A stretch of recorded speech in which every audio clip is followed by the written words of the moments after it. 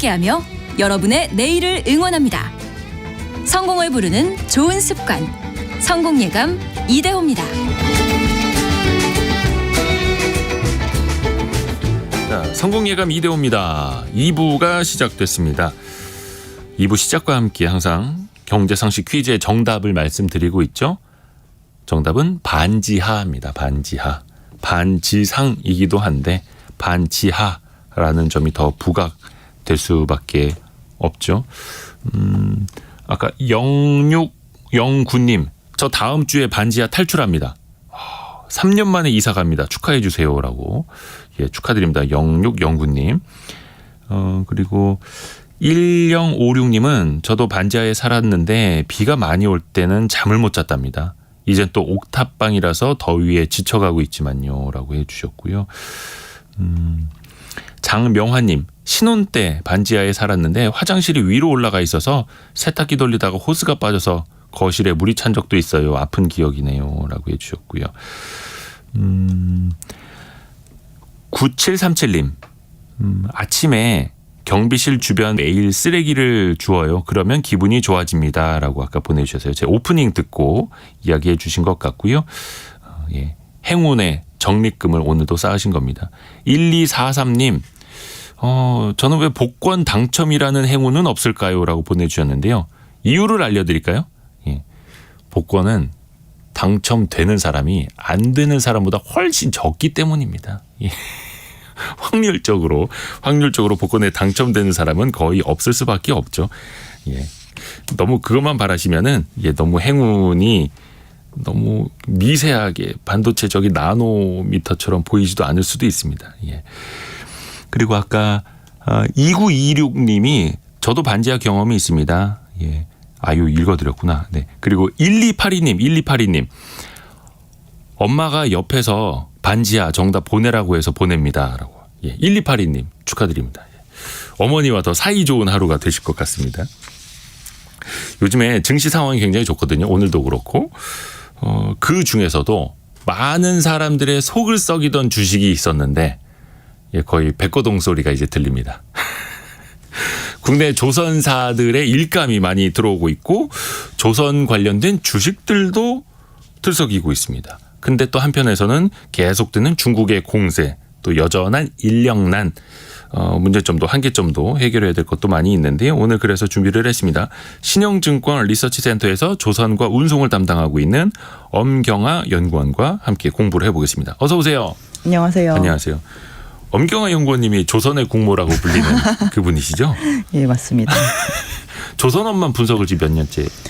애널리스트 시작하고 이제 운송조선업 같이 시작을 했고요. 지금 17년째 하고 있습니다. 와, 17년째. 네. 일단 최근에 그래도 조선주에 사람들이 관심을 많이 갖고 있는 이유가 네네.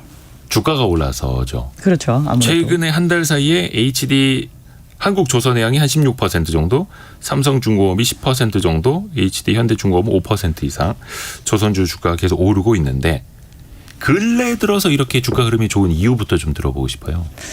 일단 오르기 전에 많이 빠졌었고요. 그래서 네. 저희가 작년에 참 속을 많이 썩였던 주식들이기도 하고 저희가 이 조선업이라는 산업 자체가 엄청나게 경기 민감주적인 성격을 가지고 있는데 작년부터 저희가 전 세계 경기를 계속 걱정을 해왔었잖아요. 네.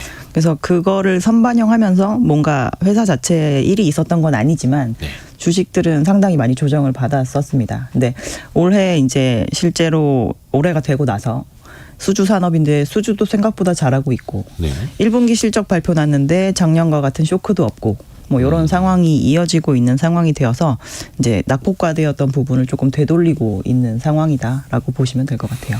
주가적인 측면은 뒷부분에 좀 더 자세히 한번 여쭤볼게요. 일단은 조선업 경기에 대해서 여쭤볼 텐데 경기 민감주라고 표현해 주신 거는 경기가 좋을 때 잘 나가고 안 좋을 때 더 안 좋아지고 민감하게 움직인다라는 뜻이고. 네. 근데 항상 조선업에 슈퍼사이클이 돌아온다. 장기 호황기에 들어섰다라는 이야기가 사실은 작년에도 많이 들렸었거든요. 네네. 근데 주가는 좀 흘러내린 측면도 있었고 이거를 우리가 어떻게 판단을 해야 되는 겁니까? 저희가 경기 민감적인 성격이 있긴 한데 대단히 무거운 산업입니다. 네. 왜냐하면 배를 만드는 그 공간 자체가 되게 고정적으로 되어 있기 때문에 저희가 항상 그 공간을 잘 채우고 넘어가는 게 일단 1차 미션이라고 보시면 될 것 같고 네. 만약에 그 부분이 안 되면 호황이고 뭐고 다 필요 없이 저희가 손실을 좀 봐야 되는 그런 국면인데 생각을 해보시면 저희가 10년 동안 이 사이즈가 계속 줄어왔거든요. 이 산업은. 저희가 2007년 8년 초호황이라고 얘기하는 그때 받았던 배들을 저희가 2010년 11년 요때 매우 많이 만들었다가 이 시장 자체가 40% 다운이 됐습니다. 하지만 조선소들의 몸집은 아직 다운이 되기 전이었었기 때문에 네. 저희가 그 큰 몸을 이끌고 이 40% 줄은 현재 이 사이즈에 맞게끔 줄여오는데 10년 정도가 걸린 것이고요. 그래서 중간중간 전년보다는 수주가 많이 나올 것 같을 때마다 다시 사이클이 반등하지 않을까라는 기대감이 매번 생기지만 그 사이즈를 줄이는 속도도 매우 느렸고 이제서야 10년이 지나서야 이제 좀 완성도 있게 저희가 구조조정이 된 상태이기 때문에 뭐 지금까지는 이렇게 매번 어떻게 양치기 소녀처럼 이렇게 거짓말을 할 수가 있느냐라고 이야기를 하실 수는 있겠지만 이제서야 이제 그런 부분에 있어서의 구조조정이 실질적인 수준까지 좀 내려온 거다라고 생각하시면 될 것 같아요. 몸집을 줄여놨고 다이어트를 좀 했고 체질이 개선이 됐고 네. 이제부터 건강한 체질로 수주를 받고 이익을 많이 낼 수 있는 환경이 조성됐다. 그렇다고 이렇게 볼 수 받아야 있죠. 될까요? 네네.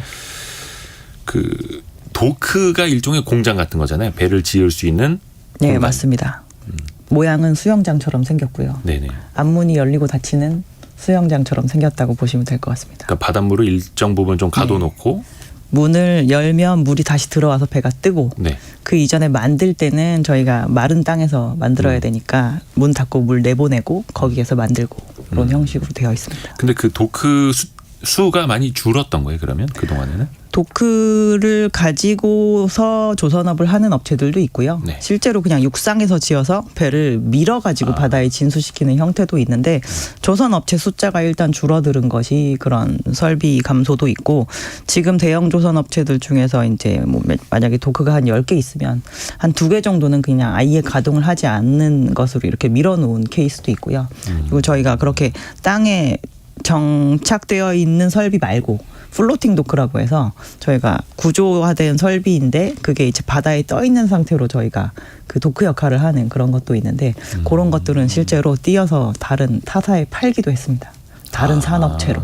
네. 그러니까 육상이 아니라 바다에 띄워놓고 그 위에서 배를 짓는 그 공간은 아예 구조 조정하면서 타사에 네, 팔기도 했고 없습니다. 그런 식으로 좀 구조 조정을 많이 겪어온 거고 조선업 주기가 이게 정확히 숫자로 좀 나온 게 있습니까? 몇 년마다 호황과 불황이 반복된다 이런 것? 저희가 배를 한번 만들어서 네. 그 쓰는 내용 연수를 보통 한 30년 정도라고 이야기를 하거든요.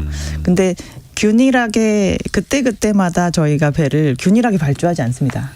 뭔가 그쵸. 경기가 호황이거나 이럴 때 배 만드는 환경이 더 좋게 형성이 되니까 그때 많이 발주했다가 또 다시 다운 사이클이 되면 또 발주가 좀 줄어들게 되거든요. 네. 그럼 어느 시점인가 이렇게 배를 많이 만들었던 시점이 있는데 그 배들이 늙어서 30년이 지난 시점도 이제 30년 뒤에 생기게 될 거잖아요. 네. 그렇게 되면 교체 수요만으로도 이제 저희가 호황기라고 볼 수 있는 그런 물량적인 큰 사이클이 한번 오게 됩니다. 네. 근데 이제 그렇다고 이 30년 주기만 바라볼 수는 없는 일이고 예. 중간중간 이제 중간 사이클에 해당하는 한 10년에 한 번 정도씩 발생을 하고요.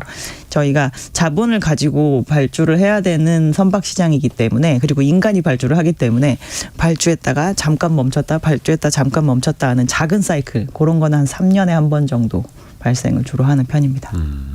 해운사 선주들이 이제 발주를 그렇죠. 하는 건데 네. 거기도 경기를 내다보고 배 만드는데 보통 몇 년 정도 걸린다고 볼까요? 이게 사이즈마다 다르긴 할 텐데. 배를 만드는 실질적인 기간은 한 1년 내외 정도밖에 안 걸리는데요. 저희가 어떠한 도크에서 어느 시점에 만들 걸 예약을 해서 만들게 되는 거잖아요. 네. 그래서 앞에 주문을 미리 해놨던 물량들이 나오고 내 물건을 받기까지 지금 현 시점에서는 한 3년 정도 걸린다고 보시면 됩니다. 3년 정도. 그러니까 선주 이 해운사들도 3년 후를 또 내다보고 네, 맞습니다. 선 주문을 하는 건데 큰 사이클은 30년, 중간 사이클은 10년, 10년. 네. 짧은 사이클은 3년.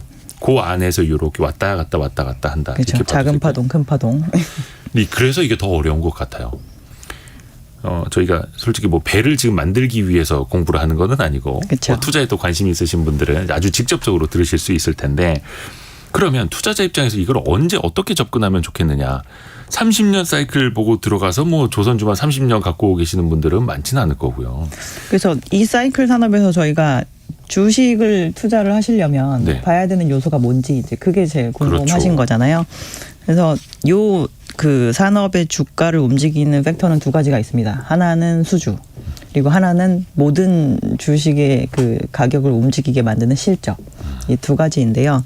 저희가 수주를 받아서 실적으로 나오기까지 시간 차이가 많이 있는 산업이에요. 제가 네. 지금 발주해서 3년 뒤에 그렇죠. 배를 받을 수 있으니까 실제로 조선업체들이 실적을 3년 뒤에 인식을 합니다. 지금 막 호황이에요라고 해도 지금 발주하는 선박들은 아직까지 매출에 아무런 영향을 주지 않거든요. 네.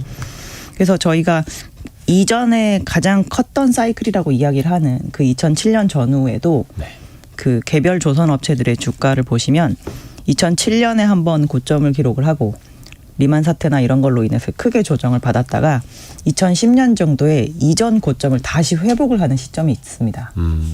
2007년은 거의 온전히 수주만을 저희가 바라보고 움직였던 주가다라고 볼 수가 있다면 2010년은 그 과거에 받았던 배들을 만들면서 최고의 수익성을 실적으로 확인을 하는 시점인가 동시에 또 다른 영역에서의 수주가 조금 들어오는 그런 시점이었다고 보시면 될 것 같아요. 그래서 저희가 2021년이 이번 사이클에서는 어떻게 보면 네. 코로나 팬데믹으로 인해서 해운사들이 돈을 정말 많이 벌고 발주도 정말 많이 했던 시점이라고 한다면 네. 이제 그때 수주한 물량들을 이제서야 조금씩 만들기 시작하는 시점이기 때문에 내년 정도가 됐을 때가 이제 수익성에 있어서는 어떻게 보면 되게 좋아지는 국면을 저희가 확인을 할 수가 있을 텐데요. 지금이 이제 실적 사이클로 접근을 해야 되는 거에 약간 초기라고 볼 수가 있겠죠. 2-3년 전에 수주 많이 하기 시작한 게 2024년부터 본격적인 수익성으로 나타나서 네네. 이제 실적도 좋게 나타날. 근데 잠깐 이제 과거로 좀 짚어보면은 1분기까지도 주요 조선사들의 실적은 거의 대부분이 적자. 네, 맞습니다. 물론 이거는 근데 과거의 실적이니까 현재 주가, 즉 네. 현재 주가는 또 미래를 반영하는 것 아니겠습니까? 그렇죠. 그러면 이들의 과거 영업 손실이나 이런 것들은 현재로서는 중요하지 않다 이렇게 봐도 될까요? 작년에 저희가 근데 적자가 날 때 보면 네. 그냥 단순히 만들었는데 손실이 났어요가 아니라 앞으로 만들 배들 중에서 예. 지금 현재 상황에서 재료비가 너무 올랐고 그리고 인건비가 예전보다 너무 올라서 이거에 대한 예정원가를 미리 좀 반영을 해서 크게 손실을 떨겠습니다라고 하면서 손실을 이제 떨어낸 부분이 있습니다. 아, 그러니까 혹시나 이거 이해 못하실 분들을 위해서 조선에 가장 많이 쓰이는 게 후판이라고 하는 아주 두꺼운 철판 네, 하고 인건비가 많이 올랐는데 네, 이게 오르면 사실 잘 이해하기가 어려운 게 그거는 나중에 만들 때 조금씩 가격 인식하는 거 아니에요라고 생각하실 수 있을 텐데 이거를 왜 땡겨서 먼저 손실로 처리를 해야 될까? 근데 저희가 수주를 할 때 네. 이제 그래도 만약에 이 배를 만든다면 철판은 얼마짜리가 들어가고 저희가 인건비는 어느 정도가 소요가 될 거다라는 예상 원가를 먼저 형성을 해요. 아, 먼저 그래서, 예상 네, 원가를 네. 계산한 다음에 근데 그 예상 원가가 이제 그 다음에도 뭐 임금 상승률이 몇 프로, 뭐 재료 상승률이 몇 프로 이런 거를 이제 길게 저희가 가정을 해 놓는데 네. 그거를 너무 벗어난 시점이 되면 앞으로 만들 배들에 대해서 한번 이렇게 크게 충당금을 쌓는다라는 표현을 하는데 저희가 미리 손실을 조금 반영해 놓는 부분이 있습니다. 그게 작년 같은 경우 저희가 재작년과 작년 이럴 때 이제 인플레이션 얘기 나오고 막 이러면서 이 배를 만드는 데 쓰는 후판 가격이 순식간에 2배로 이렇게 오른 상황이었었거든요. 그래서 지금 이렇게 인플레가 형성이 되면서 재료 가격이 올랐는데 급격하게 떨어질 거라는 가정은 너무 낙관적인 가정이니 앞으로 만들 것에 대해서 우리가 원래의 시황에서 만약에 뭐 한 $600 정도의 후판 가격을 생각을 하고 수주를 막 해놨는데 시장 가격이 막 1,000불이 되어버린 거예요. 그러면은 차라리 보수적으로 앞으로 만들 거에 대한 가격도 좀 높다라고 가정을 하자라고 해서 그걸 이제 미리 선반영을 하는 거였었거든요. 그래서 작년에 나왔었던 그런 손실과 같은 게 만약에 또 발생한다. 라고 하면 지금 나오는 실적도 또한 중요해지긴 하겠지만 일단 1분기 나온 실적상으로 봤을 때는 저희가 매출 원가 말고 그냥 판매비 관리비 정도에서 나오는 손실 정도 이외의 그 손실은 나오지 않았거든요. 그래서 이거는 매출이 이제 차근차근 늘어나게 되면서 점점 커버를 할 수가 있습니다. 그래서 1분기 실적이 나온 것을 보고 2분기 실적이 조금 더 좋아질 수 있고 하반기가 되면 정말 그동안 여러 번 얘기했었던 흑자 전환이 조금 가시성이 있겠구나라고 판단을 할 만한 실적이 나와서 이번 실적이 그냥 일반적으로 보시기에는 매우 좋은 것도 없는데 왜 이렇게 반응하지라고 할 수가 있지만 그렇죠. 1분기 실적까지는 적자였으니까. 그 지난 세월 동안 수많이 났던 그 적자에 비하면 매우 안정감을 주는 실적이었다라고 볼 수 있는 거죠. 그렇죠. 이게 주가가 신기한 게 계속해서 적자가 나오더라도 적자 폭이 줄어들고 그렇죠. 네. 약간 짧은 미래에 흑자를 볼 수 있을 것 같아라고 하면 그때부터 이제 또 무섭게 맞습니다. 오르기 시작하는 속성이 있으니까요. 근데 아까 말씀해 주신 게 예상 원가를 먼저 뽑아놓고 갔는데 후판 가격이 2배나 올랐기 때문에 네, 손실이 매우 커질 수밖에 없었던 단기간에 거고. 네. 그러니까 받기로 한 배값은 정해져 있는 반면에 네. 원재료는 많이 올랐기 때문에 재료 가격은 스팟으로 저희가 이제 인식을 해야 되는데 네. 그러면은 비용적인 측면에서도 최악은 지났다. 그렇게 볼 수 있는 상황입니다. 되는 거고요. 그러면 이제는 완연한 회복세 접어들었고 이게 이어지는 시기만 계속될 것이다. 이렇게 봐도 되겠습니까? 저희가 어차피 조선업체들은 수주를 받아서 그거를 만드는 동안은 사실 대단히 안정적인 상황이잖아요. 물건이 이미 있으니까. 네. 앞으로 만들 물건이 이미 있으니까. 네.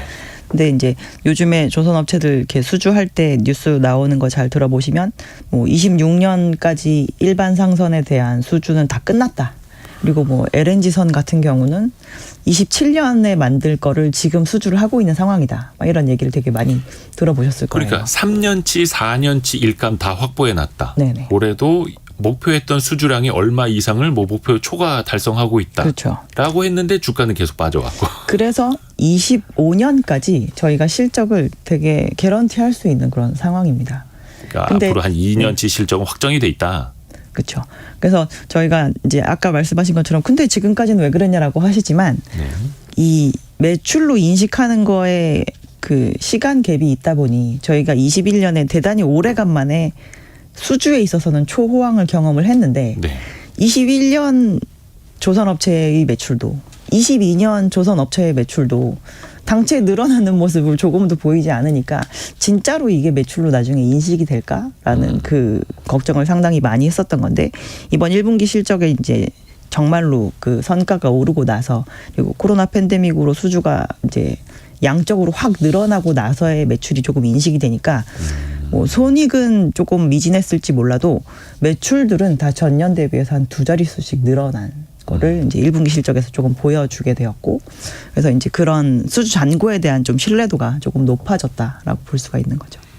그리고 근래에 선가라고 하는 네네. 배 만들어주는 가격, 배 가격도 계속 오르고 있죠. 네, 맞습니다. 배 가격은 왜 계속 오른 거예요? 배 가격은 저희가 이 배 시장은 부동산 시장이랑 좀 비슷해요. 네네네. 저희가 부동산 시장도 거래가 잘 안 될 때 그 저희가 조회하는 그 가격은 무슨 가격일까요? 거래가 잘 안 될 때 네. 그럼 거의 호가만 남아 있겠죠. 호가죠. 네. 조선소도 마찬가지입니다. 저희가 수주 잔고로 이미 도크를 많이 채워놨는데 어떠한 제품이 있어요. 예를 들어서 뭐 30만 톤짜리 초대형 유조선을 만들고 싶다. 네. 그러면 이렇게 뭔가 협상에 들어가기 전에 저희 요 정도 가격으로 요즘 팔고 있습니다라고 이렇게 제시하는 호가가 있어야 되는 거잖아요. 네네네. 그 가격을 굳이 낮춰서 조선업체들이 제시를 할 필요가 없는 겁니다. 저기 도크가 일단 3, 4년치가 채워져 있는데 네네. 그 훗날 수주할 거를 협상을 하니까 아니면 그렇게 꽉 차 있는 가운데 뭐 중간에 틈새로 이렇게 조금이라도 빨리 할 수 있는 그런 도크가 아주 작게 비어 있거나 막 이러면 네. 그런 그 인도할 수 있는 권한에 대해서는 저희가 프리미엄을 엄청나게 부여를 하는 거죠. 아, 협상력이 되게 높아지는 거네요. 네, 그래서 이제 셀러의 마켓이 되는 겁니다. 판매자의 마켓. 조선소들이 훨씬 더 이제 우위에 서게 되는 거죠. 왜냐하면 빨리 배를 만들고 싶은 선주들이 더 그럼 많은 상황이기 때문에. 배 빨리 가져가고 싶으시면 웃돈 주세요. 그렇죠. 이런 느낌으로. 맞습니다. 아, 그래서 성과가 계속 오르고 있었다. 그래서 매주 오르고 있어요, 가격이. 그러게요. 네. 그래서 경기 안 좋아서 선가가 떨어질 것이다라는 예측도 조금 일각에선 있었는데 지금 완전 그 반대로 가고 있고 뭐 선가는 오르고 있으니까 조선업엔 좋은데 해운업 좀 잠깐 여쭤볼게요. 네네. 해운. 사실 재작년 즈음에 그런 얘기 있었어요. 흠슬라. 네, 맞습니다. HMM 옛 현대상선이죠. 네네. HMM의 주가가 거의 뭐 몇 배 올랐었죠 당시에 한 25배 정도. 25배였어요? 2,000원까지 한번 갔었다가 5만 원대까지 갔으니까요. 야, 그래서 흠슬라라고 불렸던 HMM. 근데 주가는 여기는 계속 지금도 흘러내려 가고 있고 네. 운임이라고 하죠. 운임 지표는 여전히 좀 안 좋더라고요. 네, 맞습니다. 선가는 계속해서 올라가고 있는데 배 가격 올라가고 있는데 그 배로 운송을 해주는 운임은 계속 떨어지는 이 이유는 뭐예요? 그래서 이제 다들 걱정을 하는 거죠. 배를 지어서 벌 수 있는 수입이 운임인데 예. 이게 떨어지고 있는데 왜 배값은 계속 오르냐라고 그러니까 택시 생각을 하는 요금은 거거든요. 계속 떨어지고 있는데 택시 가격은 올라가고 있는 거랑 마찬가지 상황인 거잖아요. 지금. 그렇죠.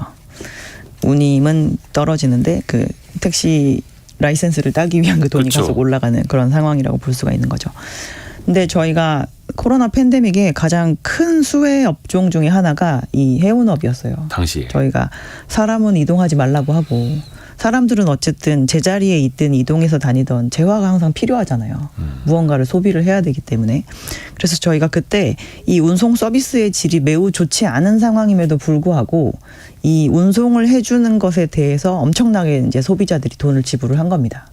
저희 그때 물건 구하기 되게 어려워가지고 그렇죠. 뭐 자전거 막 해외에서 이렇게 수입해서 사시는 분들 막 몇 달씩 기다리시고 막 이랬잖아요. 맞아요. 그래도 운임비는 매우 비쌌거든요. 왜냐하면 그 당시에 당장 이 물건을 배달해 줄 수 있는 이 서비스를 할 수 있는 업체는 해운업체들밖에 없으니까. 그래서 이 운임이 원래 SCFI라고 하는 이 중국발 컨테이너 운임 지수가 1000포인트 정도에서 900포인트 사이 정도가 코로나 이전 운임 수준이었다가 2022년 1월 7일까지 5,100포인트까지 상승을 했었다가요. 당시 21년 얘기죠. 22년 초. 22년 초까지. 21년에는 계속 올랐었고요. 네. 그래가지고 그랬다가 작년 초부터 지금까지는 다시 이제 원점으로 돌아왔습니다. 5,100에서 다시 900대까지.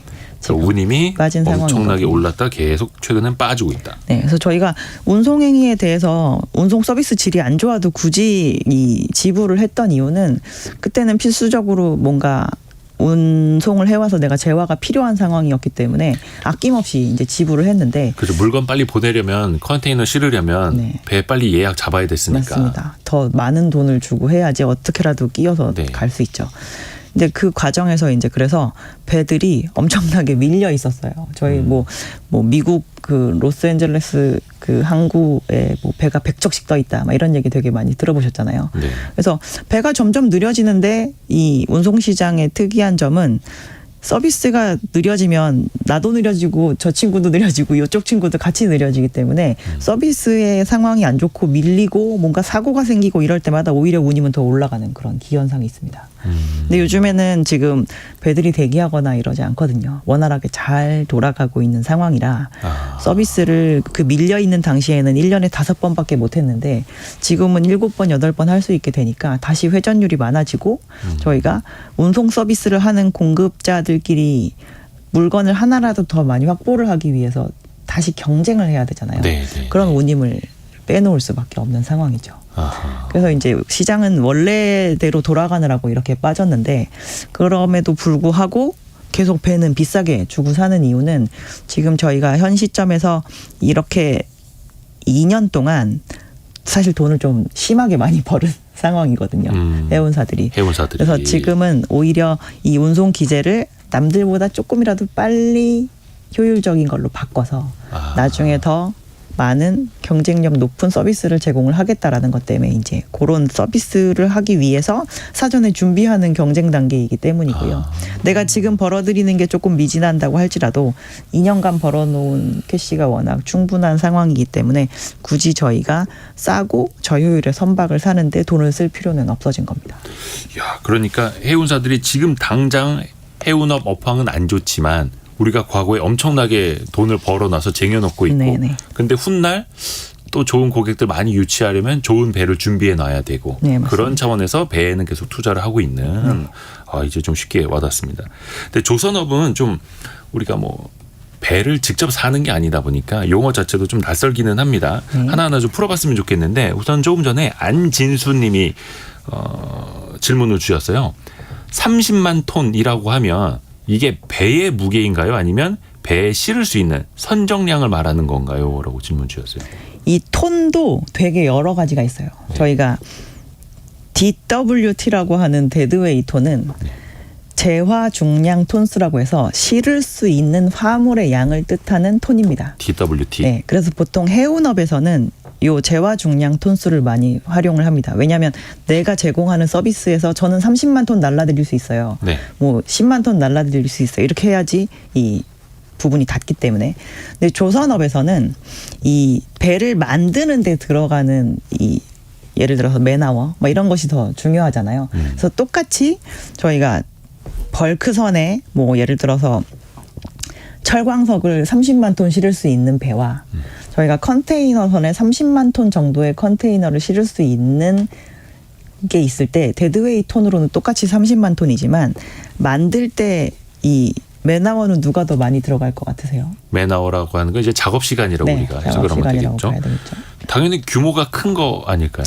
규모가 큰 게 아니라 더 복잡하게 생긴 거겠죠. 복잡하게 생긴 거. 그래서 벌크는 그냥 이렇게 철광석을 쓸어 담아서 넣는 형태이기 때문에 그냥 그렇죠. 큰 통 이렇게 되어 있는데 속이 컨테이너는 왜 뉴스에서 이렇게 박스를 이렇게 꼽아가지고 네, 네, 넣는 네. 그 배 많이 보셨잖아요. 네, 블록처럼. 그럼 그 안에 이렇게 컨테이너 꼽는 그것도 다 되어 있어야 되고 배도 좀 다르게 생기고 이제 안에 복잡하게 생겼는데 그렇기 때문에 똑같은 30만 재화 중량 톤수의 배여도 조선소에서는 CGT라고 하는 그런 표준 환산 톤수를 저희가 이용을 하게 되는데 그거는 복잡한 배일수록 표준 환산 톤수가 더 커지는 그런 아하. 역할을 합니다. 그냥 데드웨이트 톤 DWT로만 볼 게 아니라 표준 환산 그러니까 차곡차곡 어디에 물건을 더 실을 수 있고 지하나 그 사이사이에 뭘 실을 수 있고 이게 또 액체를 실으냐 가스를 싣느냐 만드는데 구분을 얼마나 많이 힘이 들어가느냐 이제 그거에 따라서 저희가 표준 환산 톤수에서 조선에서는 CGT라고 하는 표준 환산 톤수를 주로 활용을 하고요. 해운에서는 재화 중량 톤수인 데드웨이 톤을 주로 활용을 합니다. 혹시 그 수주에서부터 인도까지 그러니까 이 배를 얼마나 누군가 해운사가 와서 얼마짜리 배를 어떻게 만들어 주세요. 네네. 부터 시작을 해서 다 만들었습니다. 가져가세요까지 그 과정 좀 과정을 간단하게 설명 좀 해주실 수 설명을 있을까요? 해드릴게요. 저희가 일단 해운사가 와서 이제 저희에게 선박을 주문을 합니다. 네. 이 주문을 하는 행위 자체를 주문을 하는 해운사 입장에서는 그걸 발주라고 얘기를 하는 거고요. 네. 주문을 받는 조선소 입장에서는 수주라고 이야기를 합니다. 그래서 네. 계약이 이루어지면 처음에 바로 이렇게 철판부터 자르는 게 아니라 설계를 먼저 진행을 설계. 해야 되겠죠. 그래서 설계를 먼저 진행을 하고 조선소는 이렇게 아파트처럼 밑에부터 이렇게 차곡차곡 만들어 가는 게 아니라 바깥에서 저희가 블럭처럼 만들어서 심지어 이제 최대 블럭 중에서는 하프십이라고 배 반 통짜리를 그냥 밖에서 그대로 만드는 그런 경우도 있습니다. 그래서 이렇게 조각 만든 다음에 아까 제가 말씀드렸던 수영장 같이 생긴 도크에 이렇게 그 조각들을 모아서 배 모양으로 딱 조립을 합니다. 네. 그렇게 되면 이제 배가 다 용접이 되고 나면 드디어 이제 물에 뜰 수 있는 상황이 되는 거죠. 네. 그래서 도크 문을 열고 그 배의 엔진 정도는 가동할 수 있는 상황에서 저희가 물을 채워서 물에 띄워서 바깥으로 이렇게 꺼낸 다음에 어떠한 암벽이라고 하는 벽에 이렇게 갖다가 놓습니다. 고정시켜 그 놓고. 과정을 저희가 진수라고 합니다. 물에 띄우는 물에 띄우는 과정이니까. 네. 그래서 이제 그 벽에다가 갖다 세워 놓은 다음에 뭐 예를 들면 안에 있는 뭐 인테리어 공사 이제 이런 걸 하는 거예요. 배를 마지막으로 완성을 해야 되는 거잖아요. 네. 그래서 그 과정이 필요하고 정작 도크에 들어가 있는 시간은 한 달에서 한 달 반 정도입니다. 그래서 그렇게 만든 다음에 나중에 이제 저희가 그 명명식이라는 거를 진행을 하면서 이 보통 배에 이름을 지어주는 사람들은 여자거든요. 그래서 마더라고 저희가 보통 얘기하고. 그러게 배 이름을 되게 여성적으로 짓기도 하고 네네. 그 배 이름을 여성이 짓기도 하고 또 그 뭐라나 밧줄 있지 않습니까? 그 뭐라고 표현하죠? 그게 탯줄을 뜻하는 거거든요. 그래서 저희가 도끼로 이렇게 내려치죠. 줄을 딱 내려쳐서 그거를 바다로. 하는 행위를 하시는 분이 마더예요.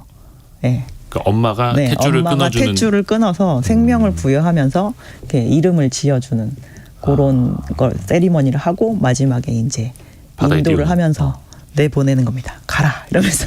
그래서 그게 엄마의 의미여서 네. 그 밧줄 같은 걸로 원래 묶어놓던 것도 네네. 탯줄을 끊어서 네, 맞습니다. 내보내는 그런 느낌이었군요. 또 배의 종류도 되게 많아요. 특히 우리나라가 잘하는 것들. 이제 벌크선 같은 거는 거의 중국이 다 만든다고 하는데 네, 맞습니다. 벌크선은 거의 큰 통, 그렇죠? 안에가 큰 통으로 돼서 뭐 곡물 같은 거 때려 넣고 네. 철 스크랩 같은 거 그냥 와장창창 다 실어 넣는 네. 그런 걸 말하는 거. 우리 덤프 트럭처럼. 유조선은 뭐 당연히 이제 기름 나르는 거고 네. 탱커. 네. 탱크처럼 동그란 통 역할을 하는 거고 LNG 같이 가스 같은 거를 이제 액체로 만들어서 실어 나르는 것도 있고 우리 애국가 나올 때 많이 나오는 그 컨테이너선은 뭔가 블럭 쌓아 놓듯이 컨테이너 차곡차곡 싣고 가는 그렇죠. 것들인데 이게 가격도 다 다를 거고 특히 우리나라가 잘하는 것 우리나라가 지금 돈을 가장 많이 벌고 있는 것 어떤 건지 좀 알려주세요. 그냥 일반 상선 중에서 우리나라가 지금 돈을 제일 잘 벌고 과거 한 2년 동안 수주를 많이 한 건 그 컨테이너 선박이랑 LNG 선박 이 두 개를 많이 수주를 했습니다. 컨테이너선과 네. LNG선. 배 중에서 일반 상선은 네. 실는 화물에 따라서 저희가 배 이름이 좀 다 다르다라고 네. 보시면 될 것 같고 형성되어 있는 그것도 다르긴 한데 지금 이 두 개 선종의 공통점은 둘 다 조금 속도가 빠르다는 거예요. 짓는 속도가 만드는 배가 속도가. 추진되는 속도가. 배가 나가는 속도가. 네, 배가 나가는 속도가. 도착지까지 화물을 되게 정시에 배달해 드려야 되고 네. 빨리빨리 배달해 줘야 되고 그런 것 때문에 두 개가 일반적인 원자재인 뭐 철광석이나 아니면 오일을 나르는 선박들보다 배의 스피드가 좀 높습니다. 스피드가 높으면 배가 좀 비싸요. 저희가 기술력이 더 많이 들어가게 되거든요. 추진 엔진이나 이런 거에도. 네. 그리고 둘이 속도가 빠르고 정시성을 잘 지켜야 돼서 배들이 좀 날렵하게 생긴 편입니다. 근데 배에 많은 화물을 실는데 날렵하게 생기면 막 화물을 실었을 때 균형이 잘 안 맞을 수도 있거든요. 그렇죠. 저희가 느리게 다니는 탱커나 벌커들은 좀 뚱뚱하게 생겼습니다. 특히 배 바닥의 면적이 네. 넓고 넓적하게 네, 생기고. 푹 퍼지게 생기고 그럼 또 느릴 되게 수밖에 천천히 다니고. 예. 그래서 그렇게 이렇게 좁고 높게 생겼으면 화물을 싣고 다시 빼고 막 이럴 때마다 균형이 깨질 수 있기 때문에 그런 부분을 잘 맞춰서 만들어야 돼서 배들이 보통 비쌉니다. 그래서 똑같이 그 10만 톤 치를 만들었는데도 불구하고 돈을 더 많이 받으니까 저희가 고부가가치 선박이라고 이야기를 하는 것이고요.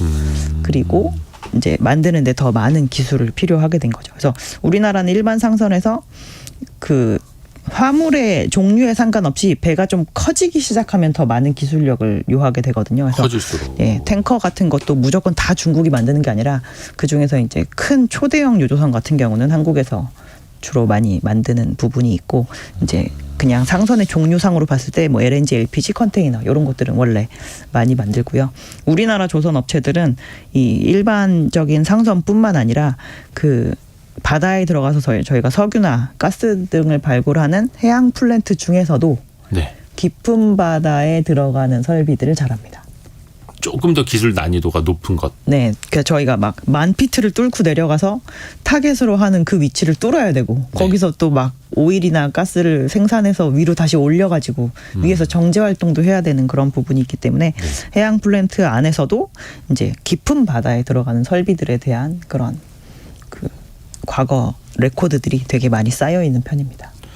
그리고 그 중에서도 우리나라가 LNG선, 컨테이선을 더 잘하는 거고 이게 상대적으로 고부가가치. 네, 선박이다. 비싼 선박인 거고. 네. 근데 항상 그 뉴스들을 보면 전체 수주량, 조선 산업에서 수주량 1위를 중국에게 내줬다. 네. 중국에게 뭔가 수주에서 역전당했고 그 격차도 벌어지고 있다. 이런 소식들이 왕왕 들리거든요. 네네. 요걸 좀 해석을 좀 부탁드립니다.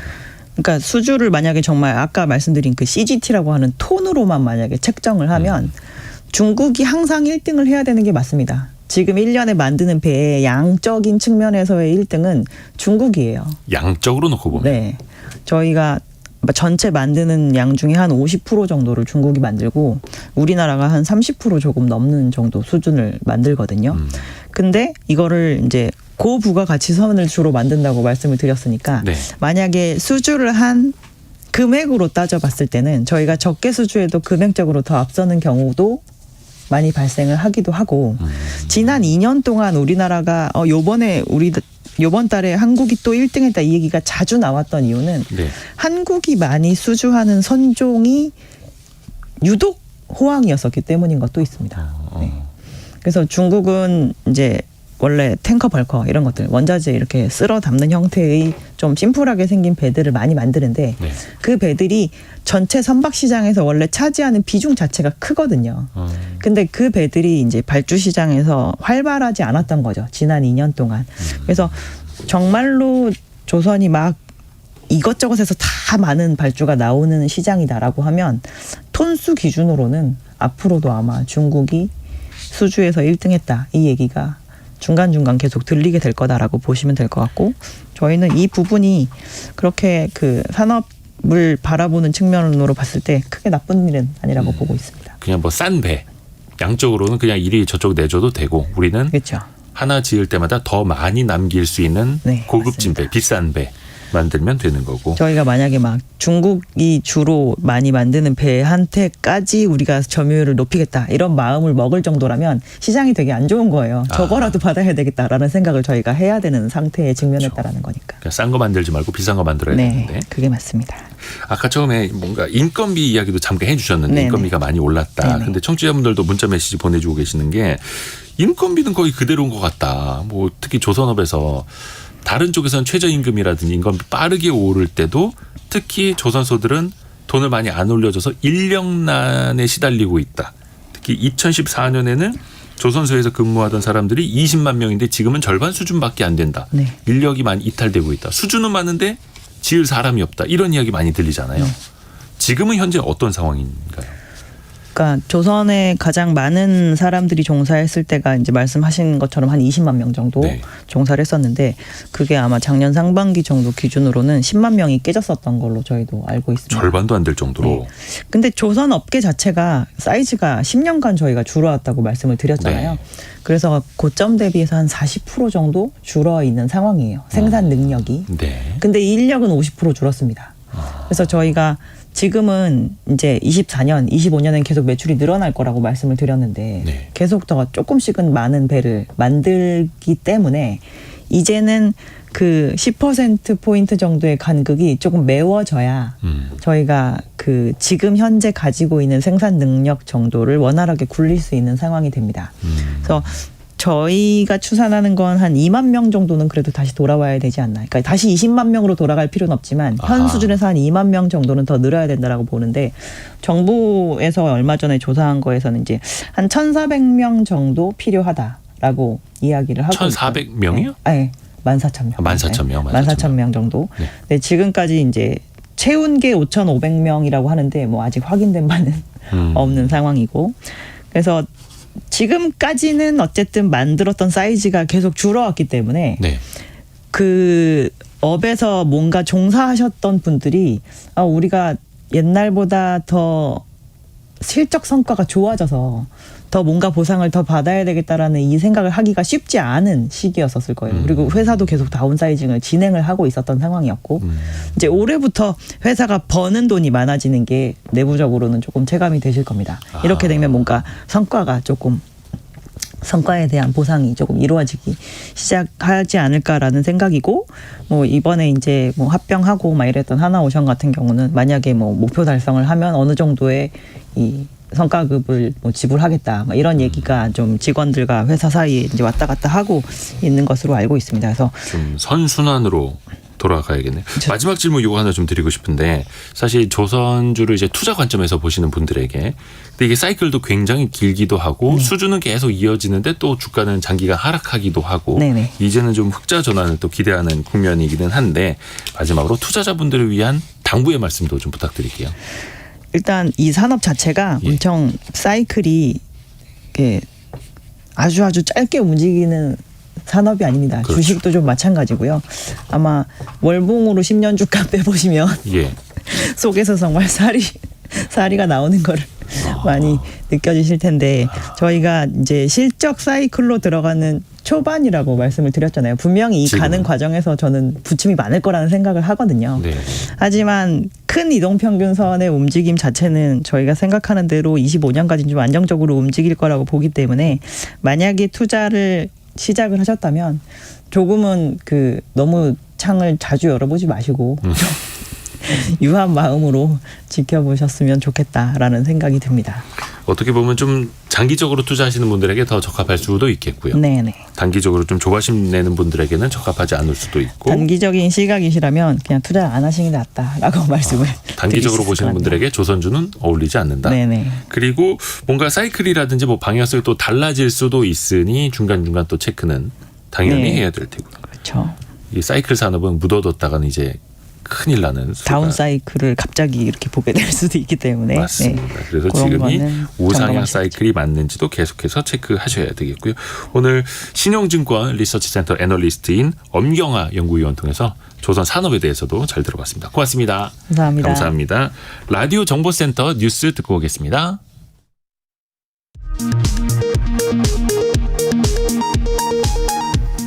미국이 반도체 생산 첨단 장비의 중국 수출을 사실상 금지하고 있는 가운데 한국 기업에 대해선 반도체 장비 수출 통제 유예를 연장할 방침이라고 미 월스트리트 저널이 보도했습니다. 이달 말부터 외부 검증을 받는 보조금 사업 기준이 3억 원에서 1억 원으로 내려갑니다. 정부는 오늘 국무회의를 열고 보조금 관리에 관한 법률 시행령 일부 개정령안을 의결했습니다. 대통령실이 집회 시위 요건 및 제재 강화 방안을 주제로 제3차 국민참여 토론을 실시합니다. 대통령실은 오늘부터 다음 달 3일까지 3주 동안 대통령실 국민제안 홈페이지에서 집회 시위 제도에 대한 의견을 수렴한다고 밝혔습니다. 한미 양국은 북한의 추가 위성 발사 가능성과 관련해 북한이 도발로는 아무것도 얻을 것이 없다는 것을 깨닫게 만들어야 한다고 말했습니다. 양국은 워싱턴 DC에서 북핵 수석대표 협의를 갖고 북한의 핵미사일 개발 자금줄을 보다 확실하게 차단하기 위해 노력하기로 했습니다. 지금까지 라디오 정보센터 조진주였습니다. 오늘도 여러분의 질문이 많이 들어오고 있네요. 저희가 모아놓을 게 많습니다. 애프터 서비스 시간을 위해서인데요. 유혜진 리포터 어서 오세요. 안녕하세요. 자, 어떤 질문부터 들어볼까요? 네, 어제 퀴즈 정답이 ATM기였는데요. 네. 5646님, 편의점에 있는 ATM기 수수료가 비싼 이유는 뭘까요? 하고 문자 주셨습니다. 아, 편의점에 있는 ATM 기기는 은행이 운영하는 게 아니라 네. 그걸 운영하는 벤사라고 하는데 이 CD 네. 벤 사업자가 따로 있습니다. 그래서 네. 수수료가 발생을 해왔던 구조죠. 고객이 편의점 안에 있는 ATM 기기 내에서 수수료 뭐 1,000원, 뭐 1,500원 네. 이렇게 내면 그게 벤사를 거쳐서 또 일정 부분은 또 은행에게 나눠주고 이런 구조였는데요. 그런데 최근에는 편의점 내에서도 수수료가 없는 ATM기 보셨을 거예요. 네네. 그게 편의점과 은행들이 제휴를 맺어서 수수료를 낮춘 건데요. 은행이 이제는 이게 편의점에 있는 ATM기에서는 우리가 수수료 안 받을게요. 이렇게 한 겁니다. 대신에 중간에 사업을 하고 있는 벤사에게는 수수료를 줘야 되는데 그걸 은행이 우리가 일부 보전해 주겠습니다. 네. 근데 이렇게 하면 뭐가 좋으냐. 편의점은 이용객이 늘어날수록 좋은 거고 네. 거기에서 뭐 한 10만 원 찾아서 5천 원이라 뭐 사갖고 가면 좋은 거고 벤사는 은행에게 수수료 수입을 받아서 좋은 거고 네. 은행은 자체 ATM 기기를 운영을 하는 것보다 여러 은행들과 함께 이 ATM 기기 운영을 하고 수수료를 네. 분담하는 게 더 낫다라는 거죠. 네. 그래서 누이 좋고 매부 좋고 네. 이렇게 되는 겁니다. 그렇군요. 참 그리고 다만 편의점별로 제휴를 하는 은행들이 각각 좀 차이가 나요. 다른 거죠. 그래서 어떤 편의점에서는 이 은행이 수수료 무료인데 네. 다른 편의점에서는 내야 수수료도 되고. 받을 수도 있고 네. 이걸 좀 체크해 보시면 더 좋을 것 같습니다. 네, 그리고 8327님은 특례 보금자리론에 대한 질문을 보내주셨습니다. 특례 보금자리론과 특례 아낌이 보금자리론의 차이점이 궁금합니다. 어떤 상품이 유리할까요? 하셨습니다. 뭐 특례 보금자리론도 그렇고 그냥 일반 보금자리론도 그렇고 앞에 이 알파벳 이 네. 아낌 이가 들어가면은 인터넷 전용 상품이다. 이렇게 네. 보시면 되겠습니다. 그러니까 대출거래 약정이라든지 근저당 설정을 네. 본인이 온라인으로 직접 하면은 뭐 은행원이라든지 네. 중간에 기관이 개입할 걸 좀 줄이는 거잖아요. 그래서 상대적으로 금리 0.1%포인트를 깎아주는 거죠. 네네. 사실 이거 0.1%포인트면은 크죠. 어우, 이게 만만한 게 아닙니다. 그래서 직접 인터넷으로 이거 활용을 하시는 게 훨씬 더 좋습니다. 네. 그리고 6758님. 네. 암표 판매를 하는 전문 사이트가 있던데 이건 불법이 아닌가요? 하고 문의 주셨습니다. 이 암표를 이제 근처 어디 경기장이나 콘서트장 네. 앞에 있어서 암표 주세요. 표 사세요. 이러면 이제 불법이거든요. 네. 그런데 온라인 사이트에서 이거를 내가 10만 원짜리 표를 15만 원에 팔겠습니다. 그러면 불법이 아니에요. 이게 왜 그러냐면 네. 경범죄 처벌법 3조를 보면은 정해진 요금을 받고 입장시키거나 네. 승차 또는 승선시키는 곳에서 웃돈을 받고 다른 사람에게 되파는 행위를 말하거든요. 그러니까 네. 해당 장소에서 되팔아야 불법인 겁니다. 네. 근데 그 행사 장소가 아니라 온라인 사이트일 경우에는 아직까지 그 법에 사각지대에 있는 거죠. 네네. 그래서 어떤 뭐 티켓이나 이런 거를 중개하는 사이트들은 아직은 불법이 아니어서 네. 이거를 어떻게 변화가 보면 필요하겠네요. 사각지대에 방치하는 건지 아니면 또 이게 신규 사업의 영역인지 좀 해석은 네. 좀 다를 수는 있겠습니다만 그래서 지금은 현재로서는 불법은 아니다라는 겁니다. 네. 그리고 김이글님은 만 나이 도입은 언제부터 하나요? 하고 질문하셨습니다. 딱 보름 뒤부터 여러분의 나이를 제가 한 살 줄여드리겠습니다.